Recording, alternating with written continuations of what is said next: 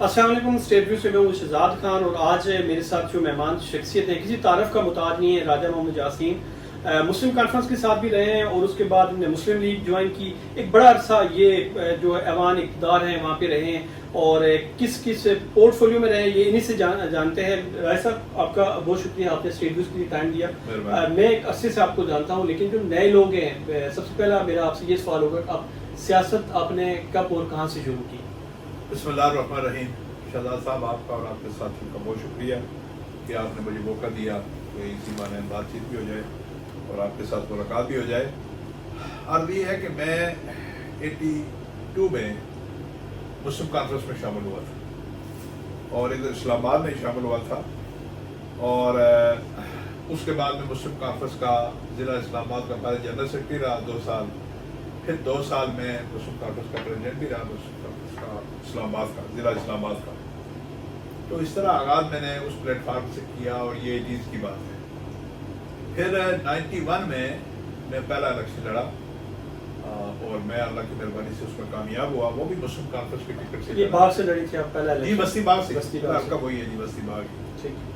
تو 40 سال مسلم کانفرنس کے پلیٹ فارم سے میں نے سیاست کی اور اس میں 2 دفعہ میں وزیر رہا اور 1 دفعہ میں مشیر رہا. جب وزیر تھا پہلی دفعہ تو آپ نے پورٹ فولیو پوچھے تو میرے پاس اس وقت زکوٰۃ, اوقاف اور جیل خانہ جات. یہ 91 کی بات ہے. 91 اس دور میں.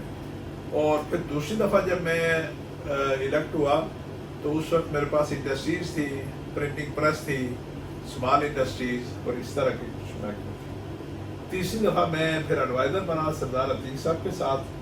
اس وقت میرے پاس اطلاعات بھی تھی, محکمہ اطلاعات. داخلہ بھی کچھ عرصہ رہا میرے پاس, انٹیریئر اور ہائیڈرو پاور الیکٹرک بورڈ جو ہے وہ میرے پاس تھا. تو اور ایک پولیٹیکل افیئرس کی اسائنمنٹ بھی تھی اس میں. تو یہ 3 ادوار میں فلیگ ہولڈر رہا ہوں. تو یہ جو پورٹ فولیوز ہیں مختصر میں آپ کو میں نے کر دی. رائے صاحب بزنس بھی ساتھ کرتے رہے ہیں, پہلے بزنس سٹارٹ کیا یا؟ نہیں, شروع سے میں بزنس چھوٹا موٹا کاروباری آدمی ہوں. میں اسکول کالج میں جب تھا اس وقت ہمارا بزنس ہی تھا اور اللہ کا شکر ہے آج تک وہ بزنس ہے. تو میں یہ علیحدہ بات ہے کہ جب آدمی سیاست میں چلا جاتا ہے بزنس کو توجہ نہیں دے پاتا, لیکن بزنس میرا ہمیشہ رہا اسلام آباد میں. مختلف اوقات میں مختلف بزنس رہے تو بزنس شروع سے. تو سیاست کے جو اخراجات ہیں وہ بزنس سے پورے کرتے رہے یا سیاست سے؟ اللہ کا شکر ہے جی. میں نے اللہ معاف کرے کوئی پارسائی کا دعویٰ نہیں کرتا ہوں کہ میں بڑا کوئی پارسا ہوں, لیکن اللہ کا شکر ہے جو کچھ آج تک کیا وہ سیاست سے کچھ نہیں کمایا. ہاں تنخواہ ملتی تھی, باقی جو برات یقیناً ملتی تھی, لیکن اس سے آپ کو پتا تنخواہ برات سے وزیر ہو یا ایم ایل اے ہو اس کا نظام نہیں چل سکتا. اس لیے کہ بڑا آپ کا اس وقت ایک ایم ایل اے کی کتنی تنخواہ تھی جب میں نے شروع کیا؟ 6,000 روپے. 6,000 سے 9,000 ہوئی تھی. 6,000 سے 9,000. جب میں وزیر بنا تو میرے خیال میں کوئی 12-15,000 کے لگ بھگ تھی وزیر کی. تو کیا کیا بہتری رہی جو آپ کے پورٹ فولیو تھے اس وقت؟ وزیر بھی رہے. جی میں اس وقت دیکھا نا, میں نے آپ کو بتایا کہ 2 بینک میں تھے, زکوٰۃ اور اوقاف کا, اور ایک تیسرا جو تھا وہ اس کا تھا جیل خانہ جات. تو زکوٰۃ اور اوقاف تو چونکہ اس میں یہی ہوتا ہے, اس میں آپ کو اور کچھ نہیں کر سکتے. زکوٰۃ خاص کر جو ہے وہ جو آپ زکوٰۃ آپ کے پاس آتی ہے اس کو ڈسبرسمنٹ کرنی ہوتی ہے, وزیر کا کام ہے کہ اس کو پراپر نگرانی کرے. اوقاف کا محکمہ جو ہے وہ زیارات کے متعلقہ اور اس طرح کی چیزوں کے متعلقہ ہوتا ہے. اور اوقاف میں بھی اللہ کا شکر ہے ہمارے دور میں اس وقت چونکہ جج اول سردار عبدالقیوم صاحب وزیر اعظم تھے, وہ خود دینی سوچ کے آدمی تھے. تو ہماری اللہ کی مہربانی سے جو ان وزارتوں میں ایک دینی ٹچ تھا اور دینی لحاظ سے اللہ کی شکر ہے کہ ہم نے کام کاج کیا جو ہم سے توفیق پر پڑتی تھی. جیل خانہ جات کا میرے پاس جو محکمہ تھا اس میں ہم نے بہت ریفارمز کی. اس میں مجھے نگرانی توجہ رہنمائی کیا جائے بلکہ اصل تھی وزیر اعظم صاحب کی طرف سے. تو ہم نے بہت ساری ریفارمز کی, وہ تفصیل لمبی ہے. قیدیوں کے لیے ان کے کھانے پینے میں, ان کے لیے ان کی رہائش کے لیے, دیگر کچھ ایسے قیدی ہوتے تھے جن کی چھوٹے ان کی سزا پوری ہو جاتی تھی لیکن ان کے پاس جرمانے کے پیسے نہیں ہوتے تھے, تھوڑے سے پیسے, وہ ہم زکوٰۃ منافع فنڈ سے دے کے تو کتنے ہی قیدیوں کو ہم نے ریلیز کروایا جو کہ تو اس طرح کے بہت سارے مطلب ریفارم جو ہمارے پاس اختیار میں تھا الحمدللہ. اچھا، آپ نے سردار سکندر یاد خان صاحب کی بھی سیاست دیکھی، وزارت عظمیٰ بھی ان کی دیکھی، سردار قیوم صاحب کے ساتھ بھی آپ رہے، پھر ان کے بیٹے سردار عتیق صاحب کے ساتھ بھی رہے، سردار ابراہیم صاحب بھی بڑا نام آزاد کشمیر کی سیاست کا. کس کو بہتر پایا جو حکمرانی طرز تھا ان کا؟ دیکھیں ہر ایک کا اپنا اپنا اسٹائل تھا. اب مثلا آپ نے بات کی غازی ملت سردار ابراہیم صاحب کو میں نے ان کی حکومت میں میں نے نہیں کچھ کیا، اور میں نہیں آپ ان کی حکومت میں نہیں رہے لیکن دیکھا تو ہاں بالکل دیکھا ہے. بجائے لیول سردار عبد القیوم صاحب کی سیاست جو تھی وہ بڑی ایک وائڈ کینوس تھا، بڑا ایک آپ کہہ سکتے ہیں کہ وسیع ان کا نظریہ بھی تھا، سوچ بھی تھی اور ویژن بھی تھا. اور وہ ایک ویژنری قسم کی جو سیاست کرتے تھے کہ اس میں نظریات، مذہب، دین، سبق، اخلاقیات اس پہ زیادہ زور ہوتا تھا. میں مختصر بتاؤں گا، تفصیل تو نہیں بتائی جا سکتی. سردار سکندر یاد صاحب جو تھے ان کی سیاست کا یا ان کی پاس وزیر اعظم جو خوبی تھی وہ ایک بہترین ایڈمنسٹریٹر تھی. جہاں لیول کی میں نے خوبی آپ کو بتا دی نا کہ وہ اخلاقیات، مذہب، سبق اور اس ویژنری شخصیت تھی. سکندر صاحب جو تھے وہ ایک زبردست ایڈمنسٹریٹر تھے. وہ بیک وقت اس استاد کی طرح تھے، وزراء کے لیے بھی، بیوروکریسی کے لیے بھی. جو استاد بچے کو سزا بھی دیتا ہے غلط بات پہ اور شفقت سے دراصہ بھی دیتا ہے، مطلب یہ اچھا ایڈمنسٹریٹر، بہترین ایڈمنسٹریٹر. اللہ انہیں گاڑی کرے، مت کرے دورے کو. سردار عتیق صاحب جو ہے اللہ ان کا بھلا کرے، اللہ اسے دن کی دیوا بھی دیتا ہے، وہ ایک متحرک سیاستدان. سردار عتیق صاحب کا یعنی یہ ایک وصف تھا اور اب بھی یقیناً ہے، عمر کے ساتھ شاید تھوڑا کم ہو گیا ہو، کہ وہ ہمیشہ متحرک رہتے ہیں اور ان کی خواہش یہ ہوتی ہے کہ جو ان کے طرف کا کام ہے وہ الف سے لے کے یہ تک وہ اپنی خود کریں. یعنی فرض کریں ان کا سٹاف ہے، مختلف اسائنمنٹ ہوتی ہے سٹاف کی، لیکن سردار عتیق صاحب کی خواہش یہ ہوتی ہے ہمیشہ کہ وہ ہر کام اپنے ہاتھ سے کرے، خود نگرانی کرے. اور جوانی میں اور سیاست کے ابتدائی ایام میں جب ہم ساتھ رہے وہ بڑے متحرک سیاستدان تھے اور ماشاءاللہ ویژنری سیاستدان ہیں. اور کیا وجہ بنے یہ ایک ویژنری سیاستدان؟ آپ سردار عبد القیوم خان صاحب کو بھی کہہ رہے ہیں، ان کے بیٹے سردار عتیق صاحب کو بھی کہہ رہے ہیں، لیکن مسلم کانفرنس ٹوٹ پھوٹ کا شکار ہوئی اور ٹوٹتے آج وہ ایک سیٹ پہ آ کے پہنچی ہے. کس کو قصوروار ٹھہرائیں گے؟ دیکھیں اس میں یقیناً غلطیاں کوتاہیاں سردار عتیق صاحب کی بھی ہوں گی. میں بھی حصہ تھا اس سسٹم کا، مجھ سے بھی غلطیاں کوتاہیاں سرزد ہوئی ہوں گی، کیونکہ میں تصور کیا جاتا تھا کہ سردار عتیق صاحب کے قریب ہوں تو اگر کوئی فیصلے ہوتے تھے، کوئی اجتماعی فیصلے ہوتے تھے تو اس میں میری رائے انپٹ بھی ہوتی تھی. تو اگر کوئی غلطی سردار عتیق صاحب کی ہے تو یقیناً اس میں اگر کوئی غلطی ہے تو اس میں میرا بھی یقیناً حصہ ہوگا. میں اپنے آپ کو بری پیمانے کی بات کرتا. لیکن بنیادی طور پہ جو آپ کا پرٹیکولر سوال ہے اس پہ آتا ہو کہ کیا بات ہوئی کہ مسلم کانفرنس ٹوٹ پھوٹ کا شکار ہو محدود ہو گئی. سیاسی باتوں میں یہ وقت آتے رہتے ہیں.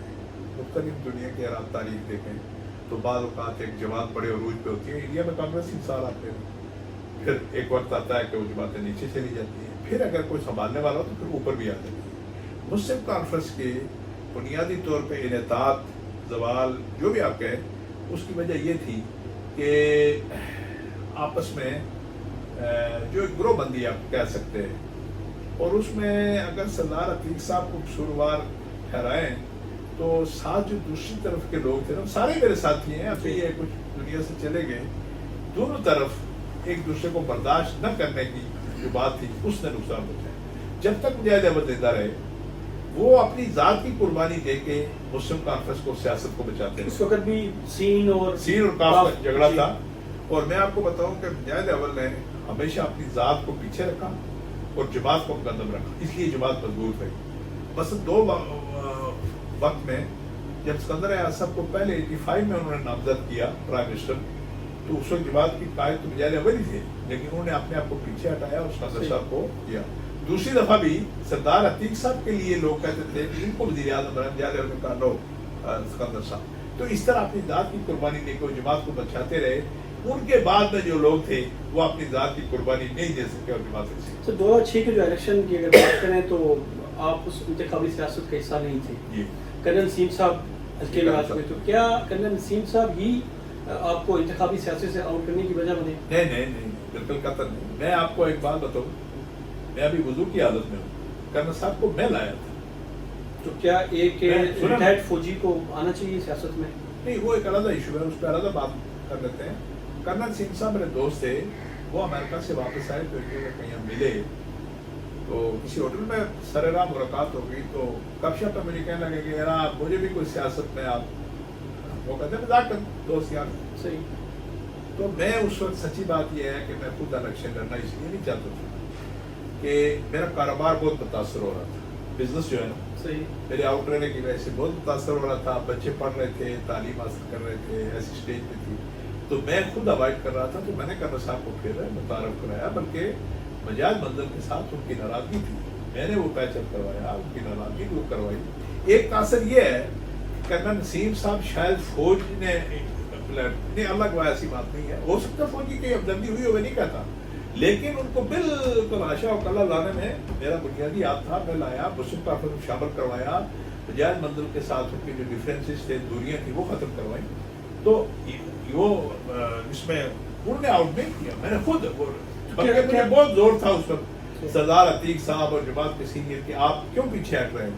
میں نے کہا میرا بزنس ہو گیا, میرا ذریعہ آمدن وہی ہے, دال روٹی کا ذریعہ میرا بزنس ہے, تو میں اس کو میں نہیں افورڈ کر. صاحب کیا کبھی لگا 2006 سے 2025 تک 19 سال کا سفر آپ انتخابی سیاست میں آؤٹ ہیں, تو کیا کبھی فیل ہوا کہ اگر وہ آپ اس وقت میں اس کو غلطی کہوں یا ان کی طرفداری کہوں, تو کیا کبھی فیل ہوا کہ آپ اگر وہ ان کو نہ لاتے تو آپ انتخابی سیاست کا حصہ ہوتے؟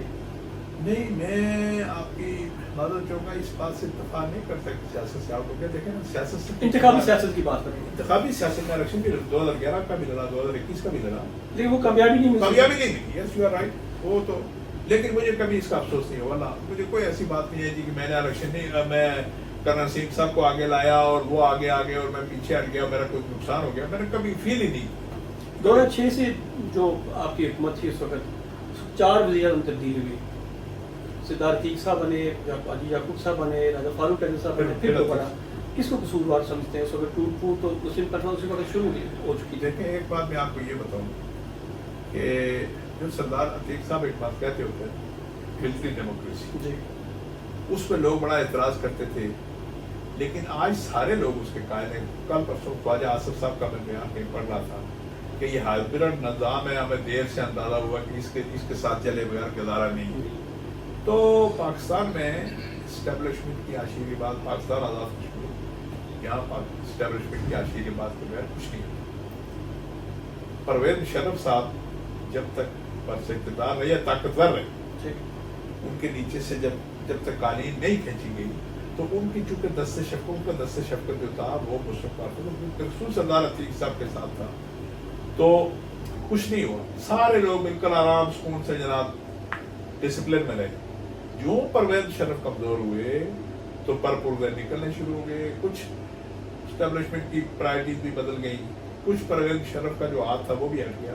بنیادی وجہ یہ تھی. اس وجہ سے پھر اچھا میں آپ کو ایک اور بات بتاؤں, اب فرض کریں سردار عتیق صاحب کے آپ پہ کوئی ان کا مخالف 10 الزام لگا لے, لیکن وہ اپنے ایم ایل اے یا منسٹرس کا بہت خیال کرتے تھے, عزت احترام کا بہت خیال کرتے تھے, کوئی انہوں نے کمی نہیں کی. لیکن فضا ایسی بن گئی کہ جی جب اسٹیبلشمنٹ کا حادثے سے ہٹا یا تھوڑا کم ہوا تو بس پھر آپ کہہ رہے ہیں کہ وہ اپنے وزراء کے ساتھ مطلب رابطے میں تھے, ایم ایل اے کے رابطے میں تھے, لیکن اس وقت جو ہمیں پتہ چلا ہمارا صحافت کے شروع کے دن تھے, حاجی یعقوب صاحب ان کے خلاف ہوئے کہ جو وزیر اعظم ہے سردار عتیق ٹائم نہیں دے رہے. شاہ غلام قادر صاحب کا بھی یہ شکوا تھا اس وقت. راجہ فاروق اعظم صاحب کا تھا کہ یہ صدر بھی ہے, وزیر اعظم بھی ہے, اس کو ایک عہدہ چھوڑنا چاہیے.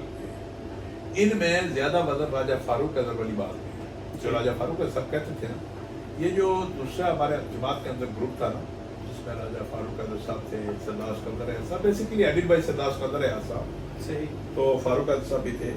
ان کا یہ کلیم تھا کہ 2 ٹوپیاں سردار عتیق صاحب نہ رکھیں, ایک تقسیم کریں.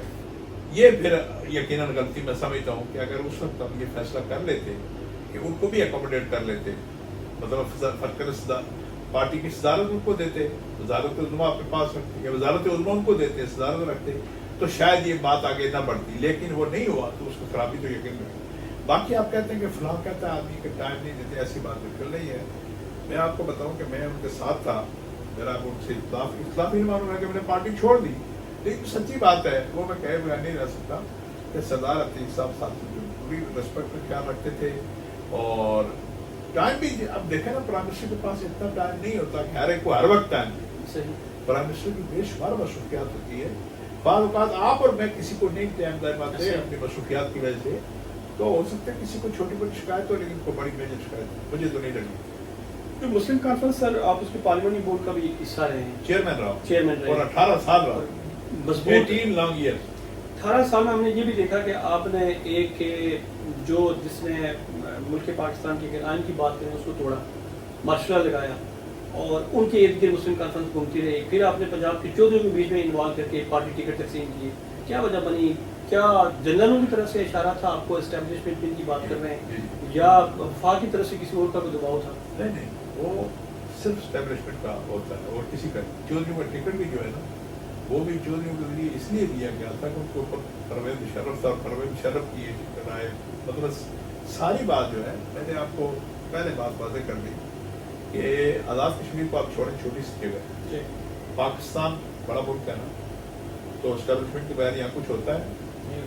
अलग बात है कि ये टीवी पे मैं बात कर रहा होता तो शायद वो काटी जाती, आप तो शायद चला देंगे इसको, करेंगे इसको जरूर से। जी हाँ, बात ये है, सच्ची बात है, कड़वी है, किसी को अच्छी लगे या बुरी लगे, एस्टेब्लिशमेंट जो चाहती है वो कर लेती। अब एस्टेब्लिशमेंट के इसकी वजह क्या है सर? क्या सियासतदान कमजोर होते हैं या उनको कोई ऐसा कोई इंटरेस्ट उस सियासत के अंदर नजर आ रहा है? इसकी वजह आपको बताऊँ ना, कि सियासतदानों में भी कमजोरी यकीनन है, और एस्टेब्लिशमेंट का ताकतवर होना बजाते खुद जो है एक बड़ा आदमी है। एस्टेब्लिशमेंट के पास ताकत है, उनके पास कुव्वत है, और सियासतदानों में कमजोरी है। उस तरह का ज़ीरक सियासतदान नवाबजादा नसरुल्लाह खां कभी ना वजीर रहे ना कुछ रहे, लेकिन सियासत में उनके किरदार को नाम को आदमी इनकार कर सकता है।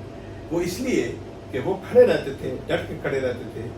बाद के सियासतदानों में, उस वक्त के सियासतदानों में भी अक्सरियत जो है वो अपने मफादात की वजह से, अपने ज़ाती मामलात की वजह से, इक्कत उगरी बहुत सारे केसेस में करप्शन की वजह से काने हो जाते हैं सियासतदान, और एस्टेब्लिशमेंट कर रहे हैं। यहाँ एक और सवाल है, जनरल जब तक जनरल होता है तो उसकी करप्शन सामने नहीं आती। आज जनरल जब रिटायर होता है, चाहे मुशर्रफ साहब अल्लाह उनको मग़फ़िरत करे, दुनिया में मौजूद नहीं है, जनरल इशफाक चानी साहब देख लें, बाजवा साहब देख लें, उनकी करप्शन की जो कहानियाँ हैं तो वो अनगिनत हैं, उनको शुमार ही नहीं किया जा सकता। तो क्या एक जनरल जो इतने करप्ट होने के बावजूद फिर सियासतदान क्या उससे ज़्यादा करप्ट होते हैं? नहीं, ये तो कोई मुवाजना इसलिए नहीं किया जा सकता कि पर्सन टू पर्सन बात वेरीफाई करती है जी, कौन सा जनरल इम्तियानदार है, कौन सा जनरल करप्ट है, ये तो फिर हर आदमी के ऊपर डिपेंड करता है। इसी तरह सियासतदानों को भी मतलब है डिपेंड करता है कि कौन सा सियासतदान किस सतह का है, उसकी करप्शन है, थोड़ी है, ज़्यादा है। लेकिन मैं आपको एक बुनियादी बात जो बताता हूँ ना जी, कि हम बुनियादी तौर पे इक़्तिदार, डंडा और उस आगे का पूरी मैं असल कौम की बात कर रहा हूँ, इसमें मैं भी शामिल हूँ, सारे लोग शामिल हैं। बात यह है कि जब तक लोग परसर इक़्तिदार होते हैं ना, तो सब सलाम करते हैं और उनकी सारी खामी। ये अदलिया के जजी साहब के खिलाफ कोई बोल सकता है जब वो अदालत में बैठे हों? किसी ने तो इन्हें अदालत अपनी सत्यानाश करवानी है, कोई नहीं बोलता। बायने ही इस्टेब्लिशमेंट के खिलाफ कोई नहीं बोलता। बायने ही सिविल ब्यूरोक्रेसी जो है, मसलन इस्लामाबाद का या पिंडी का या पाकिस्तान का कोई जो बड़ा सिविल अहदेदार है, सिविल, उसकी आप नहीं मुखालफत कर सकती, इसलिए कि दम कम नहीं होता। लेकिन इस्टेब्लिशमेंट है, इस्टेब्लिशमेंट को भी ये एक सबक होता है। जो लोग अक्सर इक़्तिदार होते हैं ना, वो जर्नैल हो, जज हो, जो भी हो, या सिविल ब्यूरोक्रेसी हो, उनको ये सोचना चाहिए कि ये इक़्तिदार बड़ा आदि चीज़ है। आखिर सारी ज़िंदगी तो उन्होंने नहीं रहना है, एक वक्त उठना है। गुजरने के बाद जब वो दुनिया से मतलब इक़्तिदार उनके पास से छिनता है तो फिर क्या उनकी दुर्गत बनती है। तो ये उनको भी सोचना चाहिए। तो जब तक इक़्तिदार में, आपने सवाल पूछा ना कि जब तक इक़्तिदार में होते क्यों नहीं बोलते, इसलिए उनको बड़ा डंडा होता है, किसी ने बोल के मार खानी है, सिर अपना खुलवाना। तो जब इक़्तिदार वो चला गया उस आदमी के पास से, फिर उस आदमी की इज्जत होती है जेन्युइन, जो दयानतदार हो, जो साहिब किरदार हो। जब इक़्तिदार से उतर भी जाए तो लोग उसकी इज्जत करते हैं, वरना इक़्तिदार में डंडे के जोर पे तो सियासत हो, एस्टेब्लिशमेंट हो, अदलिया हो, सब लोग इज्जत करते हैं। अच्छा, ये बता दें कि वफाक के अंदर या पाकिस्तान के अंदर जिसकी भी गवर्नमेंट हो, सरदार अतीक साहब ने उसकी तारीफें की, चाहे इमरान खान हो, چاہے محترمہ بینظیر بھٹو ہوں یا اسفل زرداری صاحب ہوں یا میاں نواز شریف صاحب ہوں، کبھی آپ نے ان سے یہ ڈسکس کیا کہ ہر ایک کی تعریف کرنا کیا ضروری ہے؟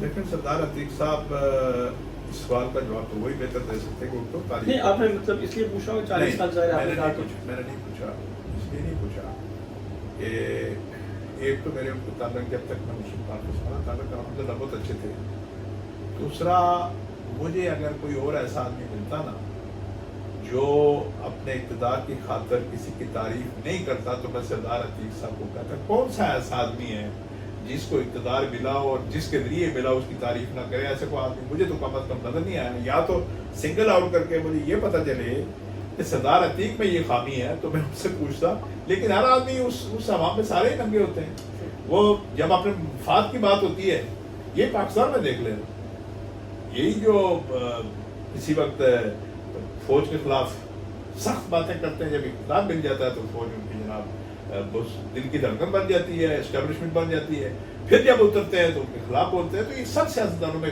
یہ اگر خامی ہے یا جو بھی چیز ہے یہ سب میں موجود ہے، کوئی سردار عتیق صاحب اکیلے میں نہیں تھی، میں ان کی وکالت نہیں کرتا، میں تو ان کی سیاست کی کئی معاملات میں میرا اختلاف بھی ہے، میں تو ان کی پارٹی میں نہیں ہوں، لیکن جو خدا رب کی بات ہے کہ اس عوام میں سارے ہی لگے۔ اب میں آپ کو بتاؤں ایک تھوڑی سی بات اس حوالے سے، یہ مختلف سیاسی جماعتوں کے جب ہم لوگ آپس میں بیٹھتے ہیں، کولیگ ہیں، اسمبلیوں میں اکٹھے رہے، سیاست میں اکٹھے رہے، تو میں آج بھی دیکھتا ہوں کہ اسٹیبلشمنٹ کے خلاف ہو یا کسی خاص شعبے کے خلاف لوگ آپس میں جب بیٹھتے ہیں نا تو فریکلی گپ شپ کرتے ہیں، لیکن جب ٹی وی پہ آ جائیں یا پبلک میں آ جائیں یا اسٹیج پہ آ جائیں تو ان کی بات بدل جاتی ہے، اور جس کی تعریف کرنی ہے اس کی بہت تعریف کرتے ہیں، جس کمرے میں بیٹھ کے اس کی برائی کی تھی تو وہاں بہت تعریف کرتے ہیں۔ اچھا سر، یہ بتا دیں کہ مسلم کانفرنس کو چھوڑنے کی وجہ کیا بنی؟ یہ مسلم کانفرنس کو چھوڑنے کی وجہ یہ بنی تھی، گردائی صاحب کو معلوم ہے، بات یہ ہے کہ میں 2021 کے الیکشن میں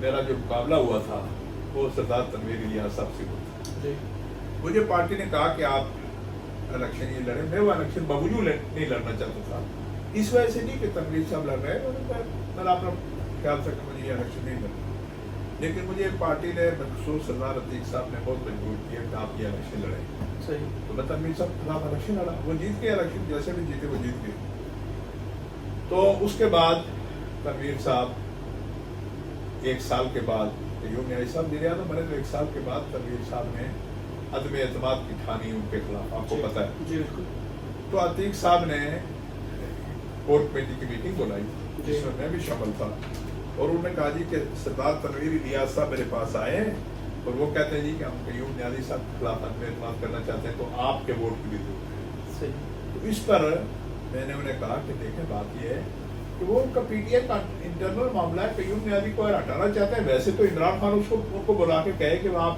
استعفیٰ دے دیں، وہ دے دیں گے، تو یہ ان کو عدم اعتماد کر کے کیوں خراب کرنا چاہتے ہیں شریف آدمی کو، تو لیکن جو بھی بات ہے یہ ان کا انٹرنل معاملہ، ہمیں اس پہ نہیں پڑنا، دوسری بات یہ کہ وہ آپ کے ووٹ کے بغیر بھی بن جائیں گے، آپ کا ایک ووٹ ہے، وہ تنویر صاحب کا یہ خیال ہے کہ مسلم کانفرنس جیسی بڑی پارٹی بھی میرے ساتھ ہے، یہ تاثر، صحیح، اور تیسری بات یہ میں نے کہا میں نے آپ کو کہا تھا کہ مجھے الیکشن نہ لڑائیں، آج آپ اس آدمی کو ووٹ دینے جا رہے ہیں میں نے جس کے خلاف الیکشن لڑا، تو اگر وہ آپ ان کو ووٹ دیں گے تو ہم اکٹھے ہو جائیں گے، تو میں نے ہی مناسب سمجھا کہ جس آدمی کو میں نے فیس کیا ہے، جو الیکشن لڑا بھرپور طریقے سے، لیکن بڑی آفریں ہوئی تھی، بہت سارے معاملات میں نے انکار کیا اور میں الیکشن لڑا، تو میں اس کے ساتھ پھر اکٹھے کیسے بیٹھیں گے، تو میں نے کہا اگر آپ نے فیصلہ کیا سردار تنویر الیاس صاحب کی حمایت کا، ان کو پرائم منسٹر کا ووٹ دینے کا، تو میرا سخت رد عمل ہو، تو اس کے بعد